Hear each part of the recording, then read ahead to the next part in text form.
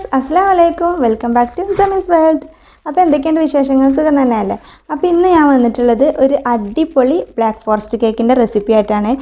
Black forest cake എല്ലാവർക്കും ഒരുപോലെ ഒരു ഇഷ്ടമുള്ളൊരു കേക്കായിരിക്കും അല്ലേ?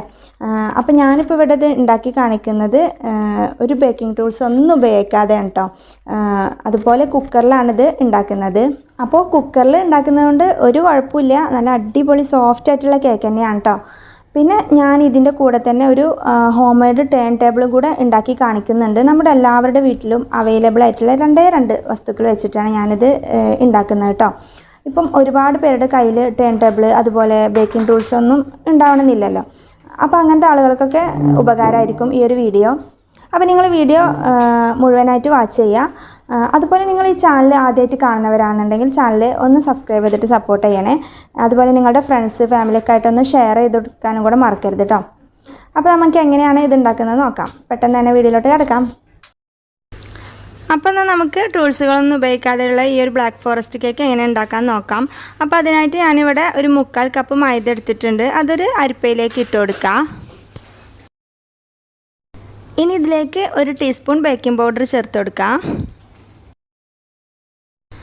പിന്നെ വേണ്ടത് ഒരു 1/4 ടീസ്പൂൺ ബേക്കിംഗ് സോഡയാണ്. ഇനി വേണ്ടത് ഒരു 3 ടേബിൾ സ്പൂൺ കൊക്കോ പൗഡറാണ്. 3 ടേബിൾ സ്പൂണ് കറക്റ്റ് അളന്നിട്ട് എടുക്കണം കേട്ടോ. അതിലേക്ക് മൈദ എടുക്കുമ്പോഴും 3/4 കപ്പ് കറക്റ്റ് അളവാക്കിയിട്ട് എടുക്കുക. പിന്നെ ഇതിലേക്ക് പറയുന്ന അളവുകളൊക്കെ കറക്റ്റായിട്ട് തന്നെ ചേർക്കാനായിട്ട് ശ്രദ്ധിക്കണം. ഇനി ഇത് നന്നായിട്ട് ഒരു 1-2 പ്രാവശ്യം ഒന്ന് അരിച്ചെടുക്കണം കേട്ടോ. ഒരു 2 പ്രാവശ്യമൊക്കെ അരിച്ചെടുക്കുന്നതായിരിക്കും നല്ലത്. അപ്പോഴാണ് ആ ബേക്കിംഗ് പൗഡറും ബേക്കിംഗ് സോഡയൊക്കെ എല്ലായിടത്തും ഒരുപോലെ എത്തിയിട്ട് കേക്ക് നന്നായിട്ട് സോഫ്റ്റായിട്ട് പൊങ്ങി വരും കേട്ടോ. അപ്പോൾ അതിന് വേണ്ടിയിട്ടാണ്. അപ്പോൾ ഇനി ഇതിലേക്കുള്ള മുട്ട ബീറ്റ് ചെയ്തെടുക്കാൻ വേണ്ടിയിട്ട് ഒരു മിക്സിലേക്ക് ഒരു 3 മുട്ട പൊട്ടിച്ചൊഴിച്ച് കൊടുക്കുക. റൂം ടെമ്പറേച്ചറിലുള്ള മുട്ടയാണ് എടുത്തിട്ടുള്ളത് കേട്ടോ. അപ്പോൾ ബീറ്ററില്ലാതെയാണല്ലോ നമ്മൾ ചെയ്യുന്നത്. അപ്പോൾ മിക്സിയിലാണ് അടിച്ചെടുക്കുന്നത്.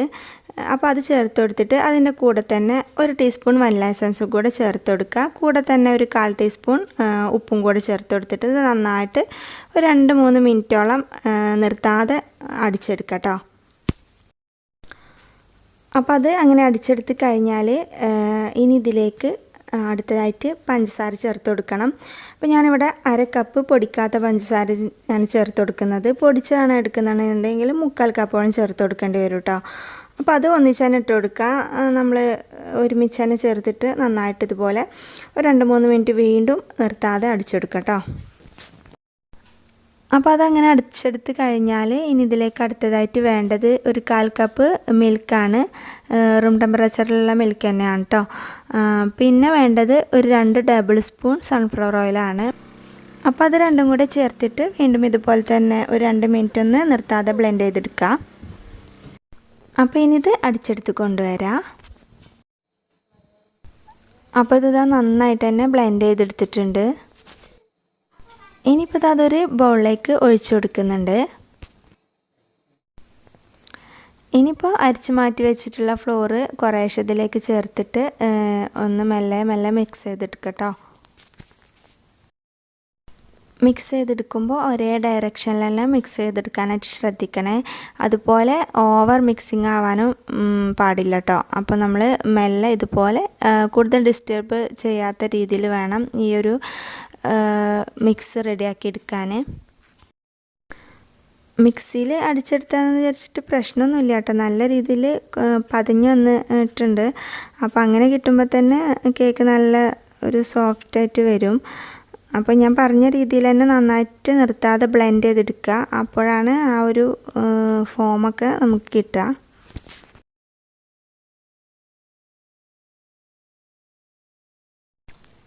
അപ്പോൾ ഇനി നമ്മൾ ബേക്ക് ചെയ്തെടുക്കാൻ പോകുന്നത് കുക്കറിലാണ് കേട്ടോ. അപ്പോൾ കുക്കറിൽ ഉണ്ടാക്കുകയാണെങ്കിൽ നല്ല അടിപൊളി ടേസ്റ്റ് ആയിട്ടുള്ള കേക്കിനെ നമുക്ക് റെഡിയാക്കി എടുക്കാൻ പറ്റും. ഞാൻ ഈ പറയുന്ന രീതിയിൽ തന്നെ ചെയ്ത് കഴിഞ്ഞാൽ. അപ്പോൾ ആദ്യം കുക്കർ നന്നായിട്ട് തന്നെ കഴുകി വൃത്തിയാക്കണം. അപ്പോൾ കറികളൊക്കെ ഉണ്ടാക്കിയ കുക്കറാണെന്നുണ്ടെങ്കിൽ അതിൻ്റെ ആ ഒരു ഇതൊന്നും പാടില്ല. എല്ലാം നന്നായിട്ട് തന്നെ കഴുകി വൃത്തിയാക്കുക. എന്നിട്ട് കുക്കറിൻ്റെ താഴെയും സൈഡിലൊക്കെ ആയിട്ട് കുറച്ച് ഓയിലൊന്ന് ബ്രഷ് ചെയ്ത് കൊടുക്കുക. അതായത് നമ്മുടെ ബാറ്റർ ഒഴിച്ചാൽ എത്ര ഉണ്ടാവും ആ ഒരു അളവിൽ മാത്രം ഓയിൽ ബ്രഷ് ചെയ്ത് കൊടുക്കുക കേട്ടോ. എന്നിട്ട് ഇതുപോലെ മൈദ ഇട്ടിട്ട് മൊത്തത്തിലൊന്ന് തട്ടി കൊടുക്കുക. ഇനിയിപ്പോൾ ബട്ടർ പേപ്പർ ഉണ്ടെന്നുണ്ടെങ്കിൽ ബട്ടർ പേപ്പർ വെച്ചെടുത്താലും മതി കേട്ടോ. ഞാനിപ്പോൾ ബട്ടർ പേപ്പർ ഇല്ലാത്തവർക്ക് വേണ്ടിയിട്ടാണ് ഈ ഒരു രീതിയിൽ കാണിച്ചിട്ടുള്ളത്. ഇനി ഇതിലേക്ക് കേക്ക് ബാറ്റർ ഒഴിച്ചു കൊടുക്കാം.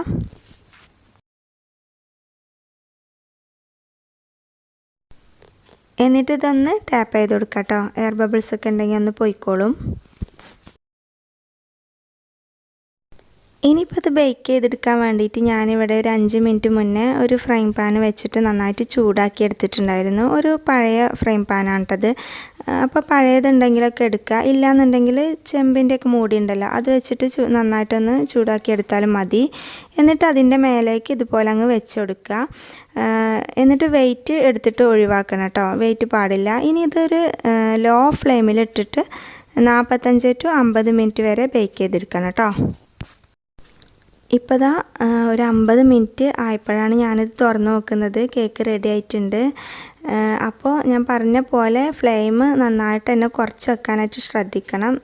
നല്ല ലോ ഫ്ലെയിമിൽ തന്നെ ഇട്ടിട്ട് ബേക്ക് ചെയ്തെടുക്കണം കേട്ടോ, അല്ലെങ്കിൽ അടി കരിഞ്ഞു പോവും.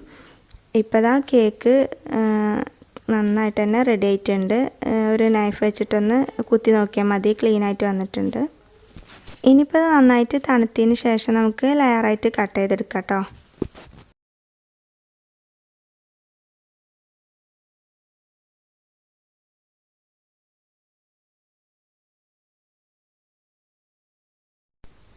അപ്പോൾ കേക്കിൻ്റെ ആ ഒരു താഴെയുള്ള ഭാഗം ഇതുപോലെ അങ്ങ് കുറച്ചൊന്ന് ചെത്തി കഴിഞ്ഞാൽ കേക്ക് നല്ലൊരു കേക്കായിരിക്കും. ഇനിയിപ്പോൾ ഇതിലേക്ക് വേണ്ടിയിട്ടുള്ള ക്രീം ബീറ്റ് ചെയ്തെടുക്കണം. അപ്പോൾ അതിനായിട്ട് ഞാനിവിടെ 1.25 കപ്പ് വിപ്പിംഗ് ക്രീമാണ് എടുത്തിട്ടുള്ളത്. ഇപ്പോൾ ഈ ക്രീം ഞാൻ ഒരു അരമണിക്കൂർ മുന്നേ ഫ്രീസറിലേക്കൊന്ന് വെച്ചിട്ടുണ്ടായിരുന്നു കേട്ടോ. അപ്പോൾ അതാണ് ഒരു തിക്കായിട്ട് കാണുന്നത്. അപ്പോൾ അങ്ങനെ വെക്കുകയാണെങ്കിൽ ക്രീം പെട്ടെന്ന് തന്നെ ബീറ്റായി കിട്ടാൻ സഹായിക്കും. ഇനിയിപ്പോൾ നമ്മൾ ബീറ്റർ ഇല്ലാതെയല്ല ബീറ്റ് ചെയ്യുന്നത്. അപ്പോൾ ഇതുപോലത്തെ ഒരു വിസ്ക് എടുക്കുക, എന്നിട്ട് നന്നായിട്ട് ബീറ്റ് ചെയ്യുക. പക്ഷേ ഇത് ഇങ്ങനെ ചെയ്യുമ്പം ഒരു 20-25 മിനിറ്റോളം എടുക്കും കേട്ടോ ബീറ്റായി വരാൻ വേണ്ടിയിട്ട്. അപ്പോൾ നന്നായിട്ട് തന്നെ ഇതുപോലെ കണ്ടിന്യൂസ് ആയിട്ട് ഇളക്കി കൊണ്ടിരിക്കണം. കണ്ടിന്യൂസ് ആയിട്ടെന്ന് പറയുമ്പോൾ അടിയിൽ വെച്ചിട്ട് സ്റ്റോപ്പ് ചെയ്യാം കേട്ടോ, അല്ലെങ്കിൽ നമ്മുടെ കയ്യിന് കഴപ്പ് വരും. അപ്പോൾ കുറച്ചൊന്ന് ഇളക്കിയിട്ട് ഒന്ന് സ്റ്റോപ്പ് ചെയ്യുക, എന്നിട്ട് അങ്ങനെ വീണ്ടും ഇളക്കാം കേട്ടോ. അപ്പോൾ ഞാനിപ്പോൾ ഇതിവിടെ ഈ ഒരു രീതിയിൽ കാണിക്കുന്നത് ഒരുപാട് പേർക്ക് ബീറ്ററൊക്കെ ഇല്ലാത്തതായിട്ടുണ്ടാവും. അപ്പോൾ അവർക്കൊക്കെ ഒരു യൂസ്ഫുൾ ആവട്ടെ ഈ ഒരു വീഡിയോ കാണുമ്പോൾ. അപ്പോൾ അതുകൊണ്ടാണ് ഇങ്ങനെ തന്നെ കാണിക്കുന്നത്.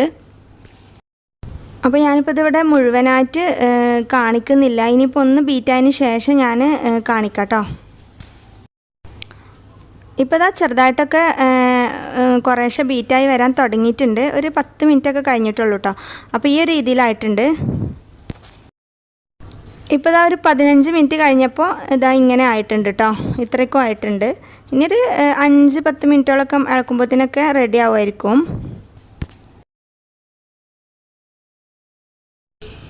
ഇപ്പോൾ ഇതാ ക്രീമൊക്കെ നന്നായിട്ട് ബീറ്റായി വന്നിട്ടുണ്ട്. ഒരു 20 മിനിറ്റ് എടുത്തുട്ടോ ഈ ഒരു രീതിയിലായി വരാൻ വേണ്ടിയിട്ട്. നല്ല തിക്കായിട്ട് തന്നെ വന്നിട്ടുണ്ട്. അപ്പോൾ ഇതിന് തണുപ്പൊക്കെ ഇപ്പോൾ ചെറുതായിട്ടൊന്ന് പോയി തുടങ്ങിയിട്ടുണ്ട്. അപ്പോൾ നമുക്കൊരു 10 മിനിറ്റ് നേരത്തേക്ക് ഇത് ഫ്രിഡ്ജിലേക്ക് മാറ്റി വെക്കാം കേട്ടോ. അപ്പോൾ ആ ഒരു സമയം കൊണ്ട് ഇവിടെ ചെറിയൊരു കാര്യം നിങ്ങളെ ഞാൻ പരിചയപ്പെടുത്തി തരാം. അപ്പോൾ പെട്ടെന്നൊരു ഹോം മെയ്ഡ് ടേൺ ടേബിൾ എങ്ങനെയാണ് വീട്ടിലുണ്ടാക്കിയെടുക്കുക എന്നുള്ളതാണ്. അതായത് 2 വസ്തുക്കൾ വെച്ചിട്ടാണ് ഇത് ചെയ്തിട്ടുള്ളത്. അപ്പോൾ എല്ലാവരുടെ വീട്ടിലും ഉണ്ടാകുന്നതാണല്ലോ ഇതുപോലത്തെ ഒരു ടിന്ന്. അപ്പോൾ അങ്ങനത്തെ ഒരു ടിന്ന് വേണം. പിന്നെ വീട്ടിലുള്ള ഒരു അപ്പച്ചട്ടിയുടെ മൂടിയാണ് ഇതിനായിട്ട് വേണ്ടത്. അപ്പോൾ ഇനി അടുത്തായിട്ട് ചെയ്യേണ്ടത് ഈ ഒരു ടിന്നിൻ്റെ മൂടി ഉണ്ടല്ലോ, അത് എടുത്തിട്ട് അതിന് സെൻട്രലായിട്ടൊരു ഹോളിട്ട് കൊടുക്കുക. എന്നിട്ട് ഈ ഒരു മൂടി അപ്പച്ചട്ടിയുടെ മൂടീൻ്റെ ആ ഒരു ഹാൻഡിലുണ്ടല്ലോ അത് സ്ക്രൂ അഴിച്ചിട്ട് ഊരിയെടുക്കുക. എന്നിട്ട് ഇതുപോലെ സെറ്റ് ചെയ്ത് കൊടുക്കുക. ഇപ്പോൾ നിങ്ങൾക്ക് വീഡിയോ കാണുമ്പോൾ മനസ്സിലായിട്ടുണ്ടാവും. ആ ഒരു താഴ്ഭാഗത്തായിട്ട് ടിന്നിൻ്റെ മൂടിയുടെ താഴ്ഭാഗത്തായിട്ട് സെറ്റ് ചെയ്ത് കൊടുക്കുക. എന്നിട്ട് സ്ക്രൂ ഇട്ടിട്ട് ടൈറ്റാക്കി കൊടുത്താൽ മതി. നന്നായിട്ട് ടൈറ്റാക്കണ്ട കേട്ടോ, കുറച്ചൊരു ലൂസിൽ, അപ്പോഴാണ് നമുക്ക് തിരിക്കാൻ പറ്റുള്ളൂ. അപ്പോൾ ഈ ഒരു വീഡിയോയിൽ കാണുന്ന പോലെ ചെയ്തെടുക്കാം കേട്ടോ. എന്നിട്ട് ടിന്നിനുള്ളിലേക്ക് കുറച്ച് വെയിറ്റ് എന്തെങ്കിലും ഇട്ട് കൊടുത്താൽ മതി, നമ്മൾ ഐസിങ് ചെയ്യുമ്പോൾ അങ്ങോട്ടും ഇങ്ങോട്ടും മൂവ് ചെയ്യാതിരിക്കാൻ വേണ്ടിയിട്ട് കേട്ടോ.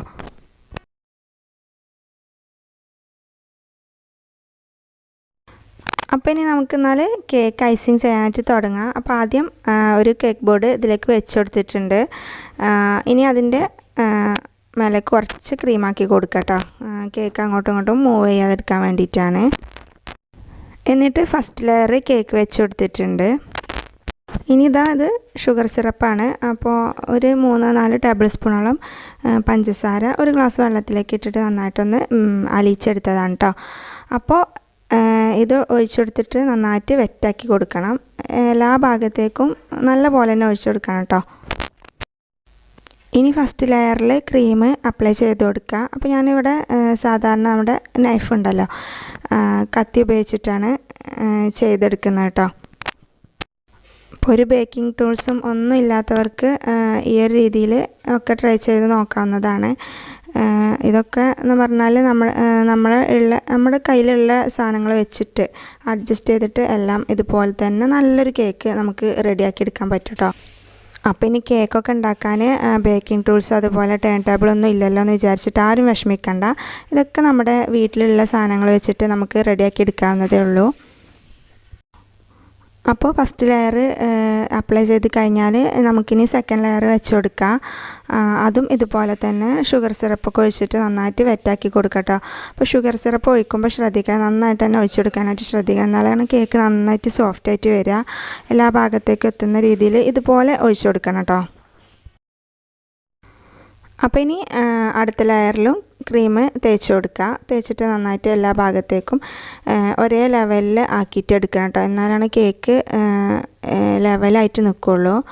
നമ്മൾ ക്രീമൊക്കെ അപ്ലൈ ചെയ്ത് കൊടുക്കുമ്പോൾ ലെയറിൽ ഇട്ട് കൊടുക്കുമ്പോൾ ശ്രദ്ധിക്കണം ഈ ഒരു കാര്യം.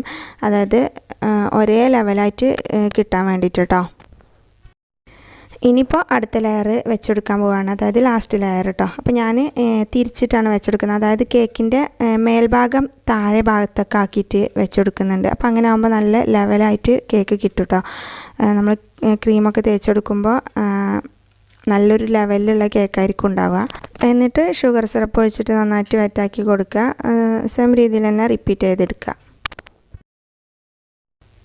അപ്പോൾ കത്തി ഉപയോഗിച്ചിട്ട് നല്ല രീതിയിൽ തന്നെ നമുക്ക് കേക്ക് ഇതുപോലെ ഐസിങ് ചെയ്തെടുക്കാൻ പറ്റും കേട്ടോ.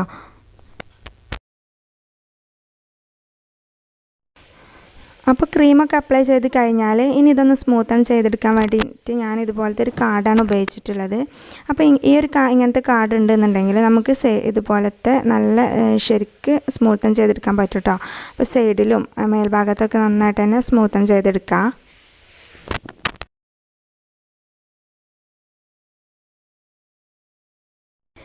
ഇനിയിപ്പോൾ മേലെ ഒരു ഡെക്കറേഷൻ കൊടുക്കാൻ വേണ്ടിയിട്ട് ഞാനൊരു ഓപ്പൺ സ്റ്റാർ നോസിൽ എടുത്തിട്ടുണ്ട്. അതൊരു പൈപ്പിംഗ് ബാഗിലേക്ക് ഇട്ട് കൊടുത്തിട്ട് അതിൻ്റെ താഴായിട്ട് ഒന്ന് കട്ട് ചെയ്ത് കൊടുക്കുന്നുണ്ട്. ഇനിയിപ്പോൾ നോസിലില്ല എന്നുണ്ടെങ്കിൽ കുഴപ്പമൊന്നുമില്ല. സാധാരണ നമ്മുടെ വീട്ടിലുള്ള ഒരു കോർണറുള്ളൊരു പ്ലാസ്റ്റിക് കവർ എടുത്തിട്ട് അതിലേക്ക് ക്രീം നിറച്ചിട്ട് താഴായിട്ട് കട്ട് ചെയ്ത് സാധാരണ രീതിയിൽ ഒന്ന് ഡെക്കറേറ്റ് ചെയ്തെടുത്താൽ മതി. ഇതിപ്പോൾ ഞാൻ ഫോട്ടോയിലൊക്കെ കാണുമ്പോഴുള്ള ഒരു ഭംഗിക്ക് വേണ്ടിയിട്ടാണ് കേട്ടോ നോസിൽ ഉപയോഗിച്ചിട്ടുള്ളത്.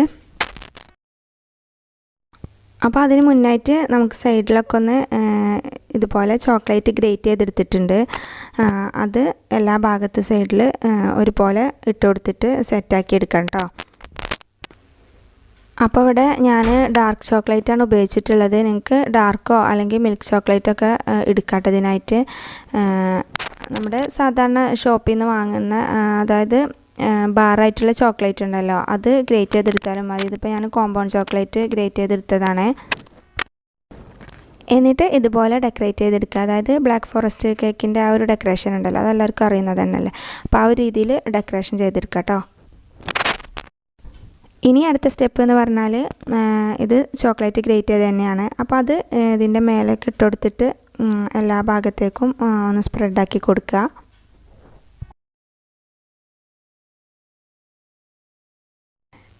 ഇനി അവസാനമായിട്ട് ഇതിൻ്റെ മേലേക്ക് ചെറി വെച്ച് കൊടുക്കുക.